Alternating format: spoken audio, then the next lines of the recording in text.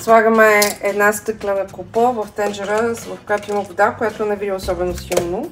Това е цветен шоколад на пелети, няма просто 1-2 минути. Почваме да заливаме формата. Вземаме единия цвят, това е всичко, което ни трябва от цветните шоколади. Ще разтопиме 150 грама швейцарски шоколад. Когато успеете да направите правилната температура, трябва да залееме формичката. Правиме черупката в момента. Ставаме да се охлади добре. Нарежем замразеният кадиф, 87 грама. Ще разтопиме 50-60 грама масло. Сипате кадифа. Трябва да бъркате непрекъснато, докато не се изпържи и не стане кафеникъв, което означава, че той на практика е готов. Трябва да го пресипете в купон, тахан от шамфъстък. Слагам 3 лъжици от него. И сега трябва да напълним черупката от шоколада, която създадахме.